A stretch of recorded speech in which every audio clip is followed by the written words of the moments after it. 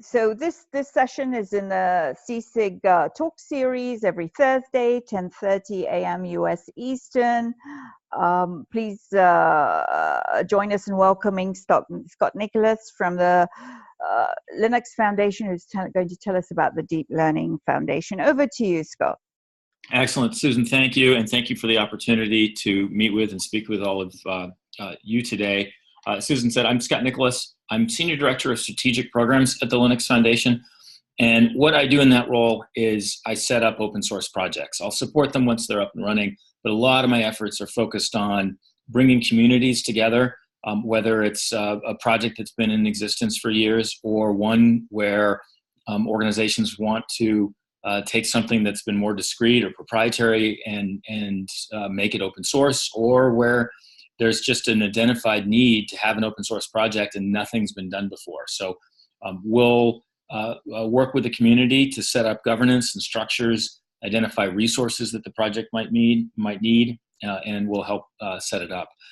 From a background perspective, I started my career doing software licensing on the legal side of things. I then went and covered the business of software on Wall Street for about 13 years. I have been at the LF for coming up for 4 years.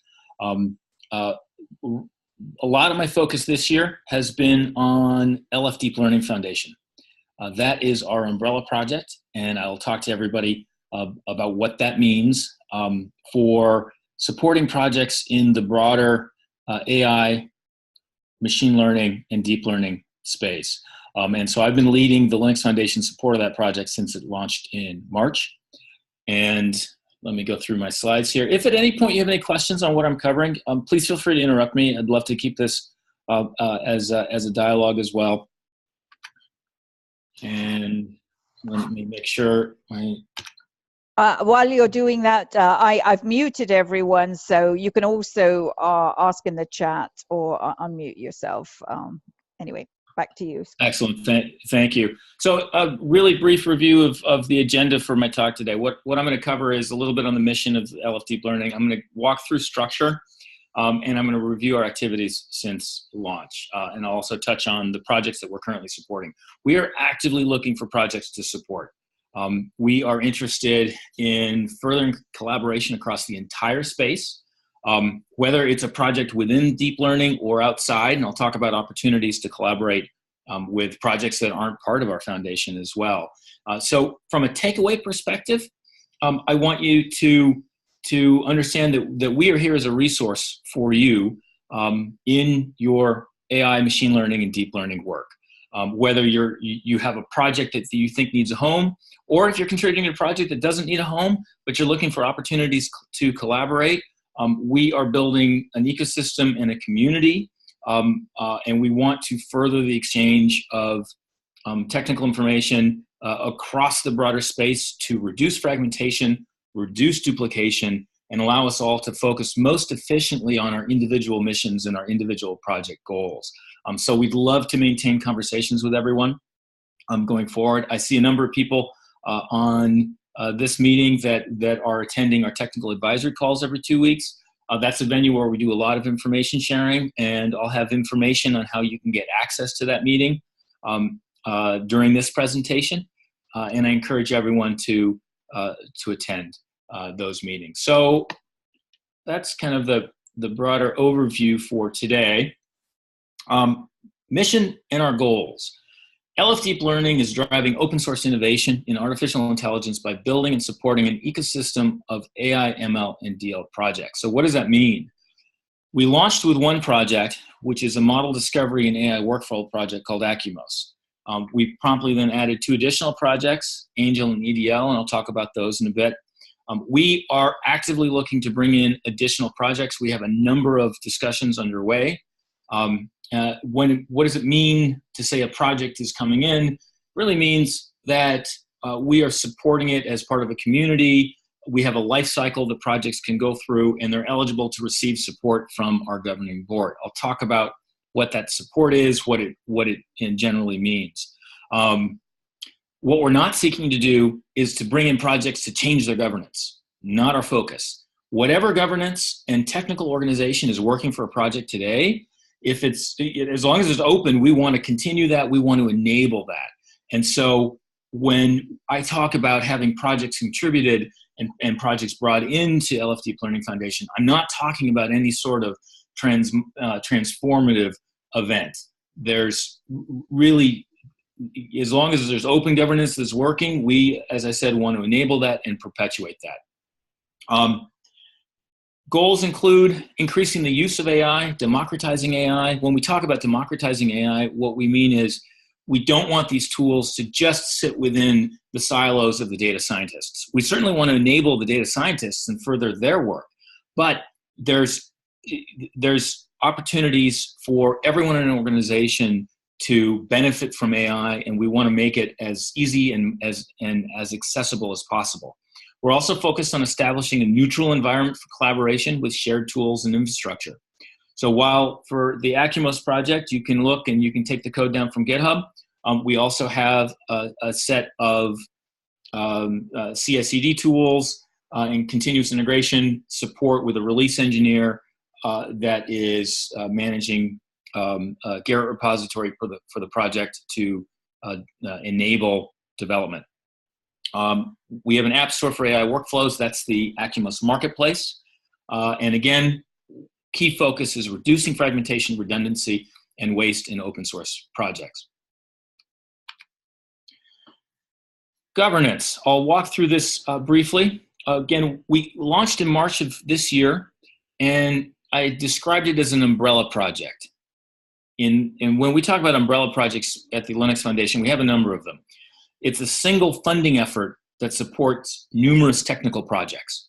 So when someone is interested at the organizational level in joining an umbrella project, there is a membership that the organization can procure and be part of the governing group, which we call a governing board, that makes decisions on how the budget of the umbrella project is spent.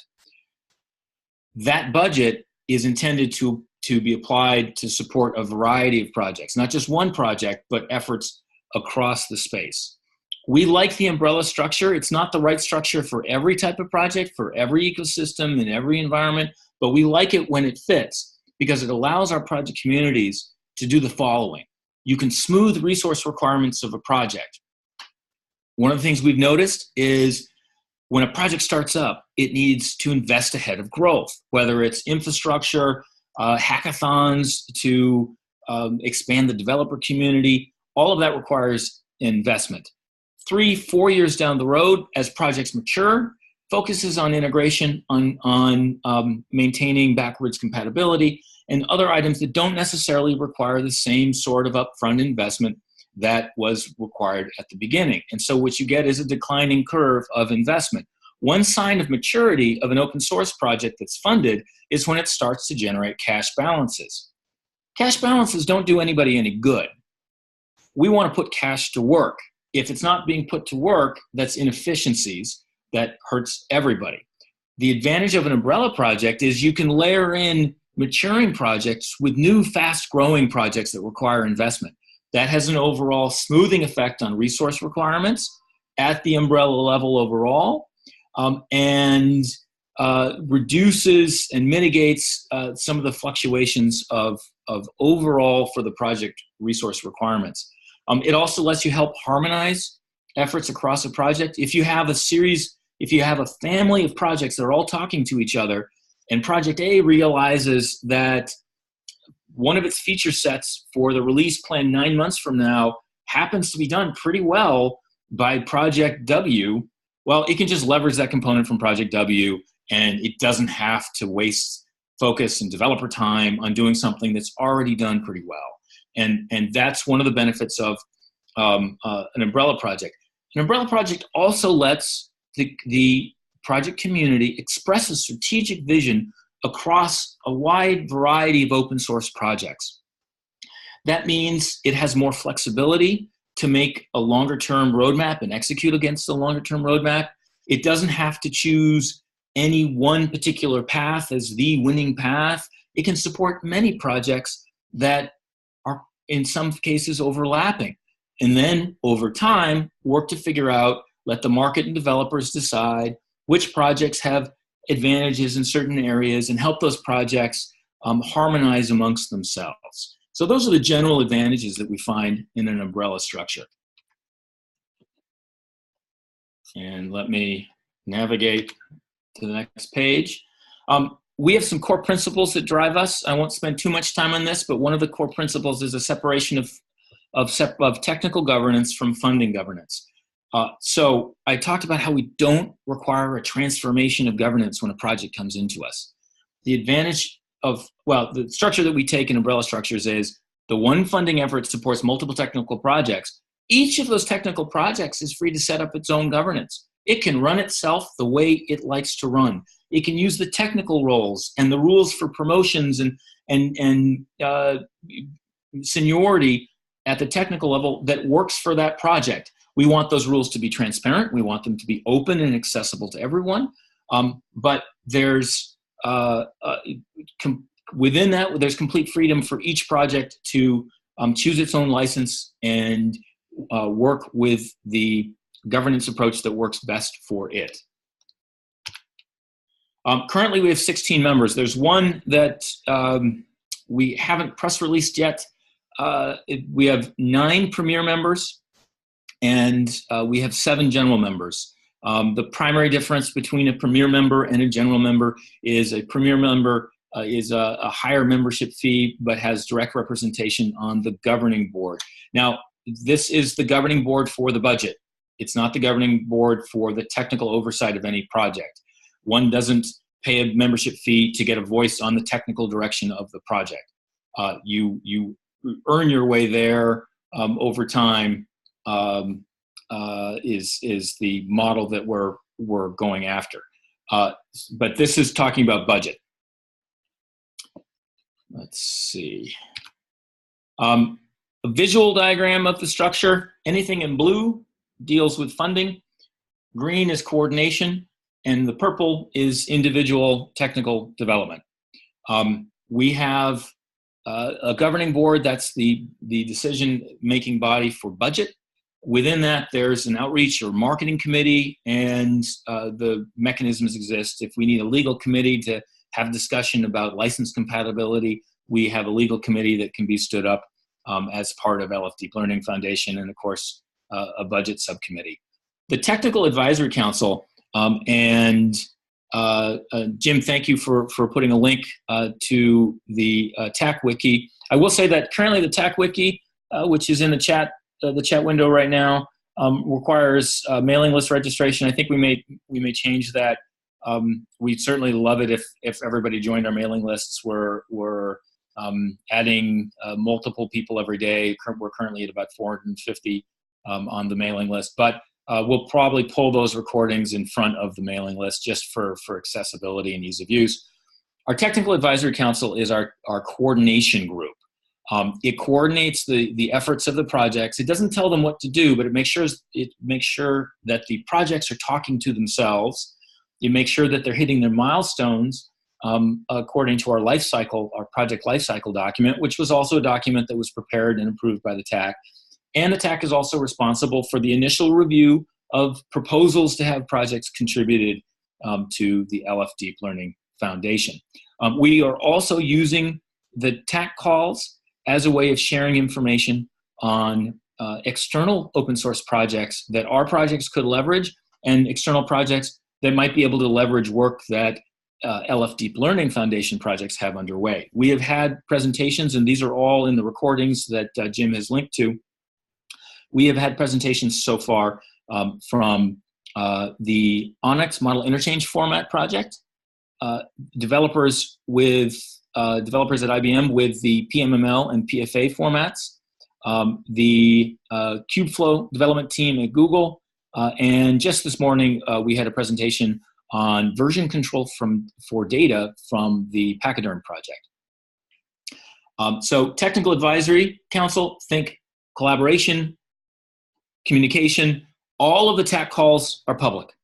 So one of the core principles is that we want anyone to be able to participate in our technical projects. You don't have to be a member of anything. So when I talk about membership, I'm really talking about if you want to be a member of the group that makes the funding decision. If you want to be part of those strategic conversations on how the money is spent, that requires membership. And the money is in fact generated through membership fees. However, if you want to contribute by listening and participating on the technical advisory calls or in participating in any of the individual projects, project participation only requires that you just comply with the project technical charter. And the key part of the technical charter is if I'm going to make a contribution to the project, I'm going to contribute under license ABC. That's the overall governance structure. And again, funding governance on the left, project coordination, and technical oversight. I've covered a lot of the governing board, and I'm looking at time. I've got about 13 minutes left to the full hour, and I think we want to end a little bit of this. So some of these slides I've already talked about and covered. That's a link to the wiki. You do have to sign up for the mailing list for that wiki. Longer term, we'll have another solution for that. Project contribution process. We have, if you are interested in having a project become part of the foundation, we have a project contribution template and process document that are on the main LF Deep Learning website, which is deeplearningfoundation.org. Feel free to, it's not a long document. We don't have a lot, we don't want a high bar for projects coming in. We just want to make sure that they're open and our TAC has an opportunity to hear a presentation from the project. Will then help the project progress along the life cycle path that we've mapped out. So if you have a project that you think could benefit from a foundation, take a look at the contribution document and reach out with any questions that you might have. Outreach committee is on the marketing side. They're very active. We've got 45-minute calls every 2 weeks. I'll highlight some of the marketing success that we've had briefly. We have a way of tracking articles, which is not just traditional newspaper articles, but anything picked up by the media tools. The launch coverage had 451. Acumos AI Challenge, which was sponsored by AT&T and Tech Mahindra. It was a contest for the creation of AI models. Had 100 articles on that challenge. We had new member announcement. That had 144. When our new projects came in, Angel and EDL, had 237 articles on that in English press. In Chinese press, we also had a number of articles and media coverage as well. Total coverage we've had since March of 2018, 1,268 articles and an opportunities to see metric of around 430 million. Upcoming events. Thank you, Susan, for distributing the link. I'm very interested in having everybody come to the LFDL and Acumos Day in New York City on November 5th. We also are going to have a booth at KubeCon Shanghai later in November. If you're going to be there, go ahead.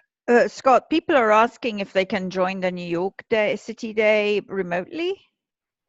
So we are not advertising it because we want people to attend in person if at all possible. If you are interested in attending remotely, we will be able to support that functionality. I'm just being a little quiet about it. But Susan, maybe you and I can coordinate afterwards, and I can get you the instructions on how people that want to participate remotely can do so. But if you're in New York, I encourage you to come on by in person. Okie doke. Thank you. No problem. Thank you. Prior events, we had Acumos and LFDL days in Paris and Vancouver. And I was at the one in Paris. Oh, excellent. Excellent. And I think we at least talked in advance of the Vancouver one as well, Susan. I think so. You've got very good attendance at LFDL events. That's right. I would have been at the Vancouver one had I not been at a workshop alongside it at the same time. Yep. Anyway, back to you. Certainly. So what have we done since we've launched? We focused on community building and initial formation of the foundation. We've stood up infrastructure to enable code development. The Acumos AI project and the TSC meeting started in earnest. I believe they are at a meeting run rate of 25 to 30 technical meetings per month. We've got lifecycle and project contribution process documents that have been finalized by the community. We've got 2 additional projects now for 3, and many discussions on collaboration with other projects underway. Acumos, I will say, is working on a release right now. Next month, they're going to have their Athena release, which is the first release. And we spent a little bit on that. Again, it's an AI model workflow and discovery platform. The website is acumos.org. Technical charter is up there. It's an Apache 2.0 project. The wiki is not in front of or not behind a mailing list. The wiki is wiki.acumos.org. The main TSC meetings are every Monday at 9 a.m. Eastern, and subcommittee meetings are meeting throughout the week. The wiki has self-subscription options for joining up to any of the subcommittees that are going on, and our TSC chair is Jack Murray. There are some questions in the chat about multi-language. I don't know if it's a good time or you want to finish first and then. Sure. Multi-language with respect to AI projects. Why not on that? Given the time and the fact that my expertise is more on the governance side of things than the technical side, why don't I take that question offline and I'll commit to get you an answer. Great. Thank you. Thank you. Let's see. Other questions? No, I think that's it. All right, great. So the Acumos Marketplace is shown here. This is a public instance maintained by the Linux Foundation. It is a portal, an app store for AI models. And not only that, we want to enable the creation of entire workflows and pipelines by layering and chaining models together so that you can take your own data, chain together a series of models, and get outcomes that you wouldn't get by just applying a single model to something. We will also want the ability to express models as combined models, and that's functionality that's being worked on for the Boreas release, which is scheduled for May. Right now, as shown in the screenshot, there's 7 models up on the site. There's not a lot of chaining and interesting things you can do with 7 models, but we're just getting started. At some point, we will have 1,000 models. We will have 10,000 models. And then the combinations that can be made are just truly staggering. And that's when the ultimate promise of Acumos will manifest itself. As we see growth in models, the usability and applicability will increase. So general call out, if you have models that you would like to make public, please talk to us. We'd love to support that. This particular site we want to be open source, so open source models. However, Acumos, you can spin up your own instance of Acumos, and we are enabling new business models in that if you want to spin up a private instance of Acumos and use it as a model server internally, great. You don't have to use open source models on that private spin up. It's an Apache 2.0 licensed project. If you want to create a consulting business and have proprietary models, maybe you want a royalty structure attached to a model, maybe you want design services on how to chain models together. All of those things are business opportunities for our broader community to explore. Again, this platform is Apache 2.0 licensed, and as long as you comply with that license, you can use this to enable all sorts of new business opportunities, and that's one of our main focuses.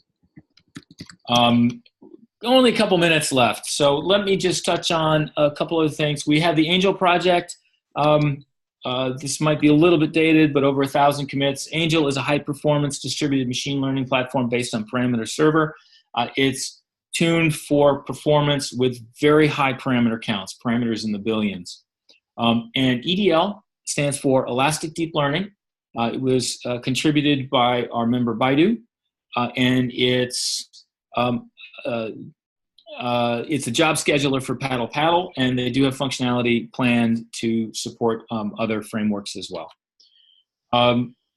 We're actively looking for projects. How do you get more information? deeplearningfoundation.org is the primary website. We have links to all of the projects from there. We have links to the mailing lists from there. I'd encourage you to sign up for all the mailing lists that you're interested in and the subgroups that you might be interested in. And join our TAC calls. They're every 2 weeks. Sometimes we focus on project business, and we'll let people know in advance when it's going to be more of a ministerial call. But we're bringing in projects all the time to have presentations. We're very pleased to have IBM come in 2 weeks on November 8th. I hope everybody can join us for an AI Fairness presentation on November 8th. And we are planning out meetings for the balance of the year and into 2019. Our TAC meetings are fully public. We record them. If you can't make the meeting, feel free to listen to the recording. And here are the actual links to the various meetings. And thank you. Any final questions? I've got 3 minutes left at the top of the hour. I don't see any questions in the chat, but let's see. Oh yes, Jim is going to ask. Jim, go ahead. Hey, and thank you for joining this morning. Yeah, I plan to circulate this talk quite a lot, so thank you for presenting it in a recorded format here. I'm thinking, that Acunos's model marketplace is heavily dependent on labeled training data. And one of the talks that we had in this series from Mozilla was about their Common Voice project. Common Voice relates to some of the questions Scott McLeod is asking, because Common Voice is the idea of the data set that will allow us to have speech recognition and various, text-to-speech and all kinds of speech technologies, translation, speech recognition, by building a very, very large labeled data set, open data set worldwide. Is that, are there projects in the Linux Foundation, and do you see the Linux Foundation Deep Learning? I know you've got the CDLA license.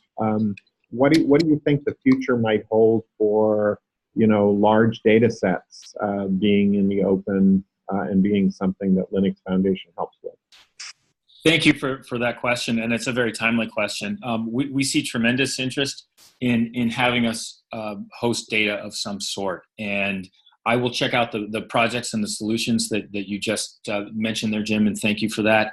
The raw consumable for AI, of course, is data, and even if it's, we're finding it's also, it gets everywhere. So when a model is contributed, we'll talk about a model as sort of a monolithic thing, like I contributed code, I contributed a model. A model is really, when you look at the licensing of a model from an open source perspective, it breaks down to many different components, and inevitably one of those components is data. So even if you're not focused on data, if you're collecting models, you're probably collecting data too. My wish would be that Linux Foundation and Wikimedia form an alliance and get access to all of the different types of media that's there, and there's other alliances that I see possible. But yeah, it would be great to get a thoughtful answer. I know you want to circle on that one. I did notice that Michael Hine put in a question about can you compare Linux Foundation Deep Learning with other open source organizations that are trying to do something similar? Maybe Apache, Eclipse. How do you see, Linux Foundation in the broader, open source community constellations that are out there? Sure. Final thought on data, and then I'll answer Mike's question.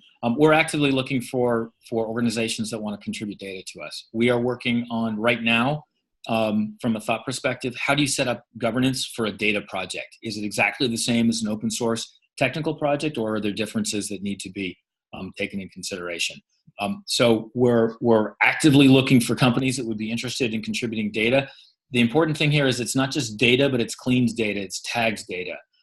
If there are participants on the call today that would like to talk to us about that, please let me know. We absolutely want to bring something to bear here. Scott, I'll send you a link to the project that Jim mentioned. That'd be great. The Mozilla one. Yep. Thank you. And then with respect to other foundations, there's every opportunity for numerous foundations to support the space, and that's a good thing. We are not looking to take any project away from any project's home. We're really focused on building out our ecosystem and making sure that existing Linux Foundation projects can hook to AI and benefit from AI as much as possible, and that we can further the space as much as we can. It's a very strong priority for us. We have put investment ahead of this and ahead of growth in the space, and I think you'll see us continue to do that. Our focus on LF Learning Foundation is to have a single funding group that supports multiple projects, and we don't have any requirement as to a single license or single technical structure or single way of doing things that any project has to do. We have a couple core principles. If your company name is the same name as your open source project and you want to contribute the project, we're going to work with you to find a different name for the project. Why? We don't want the trademark as a leverage point over the project. That's an example of one of our core principles. But if you have technical governance that's working for you, if you're using a license that maybe it's not used as much as anywhere else, but it's an OSI approved license and it's working really well for the community, great, we'll let you use that license. We will carry forward your open governance that's working. We're not going to put you in any particular bucket. So we're focused on enabling the ecosystem in a flexible manner.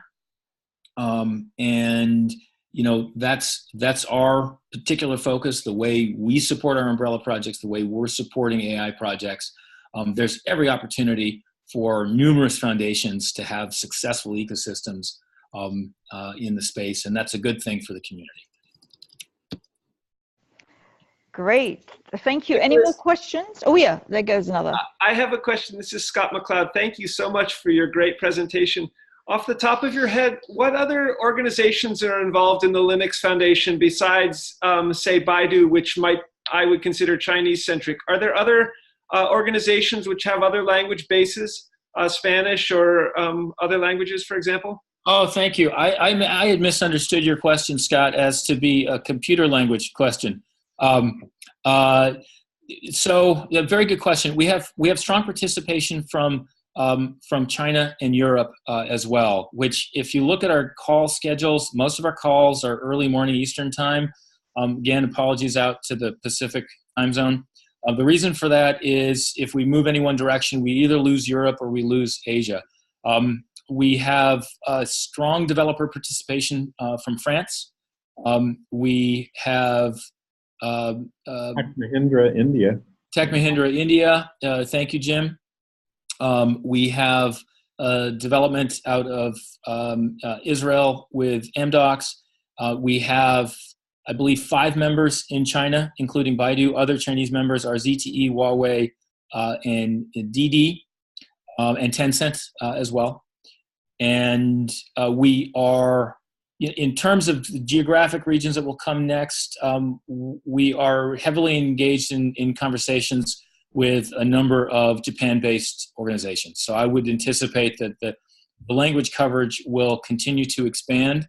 I think English is probably a primary means of communication right now, but there's no reason that it necessarily needs to stay that way. So the languages will expand as we add to the ecosystem and the community. Great. I thank you very much. Thank you. And if there are follow-up questions, I realize I've taken us over. Apologies for that, Susan. Please feel free to reach out to me. Here's my contact info. We'd love to set up a follow-up call if there are questions that you'd like to dive through in any more detail. Susan, thank you so much for this opportunity. Thank you, Scott. Thank you for the excellent talk and dealing with so many questions. Thank you. Thank you. Thank you, all attendees. I'm going to end the call and I'll upload the recording later today.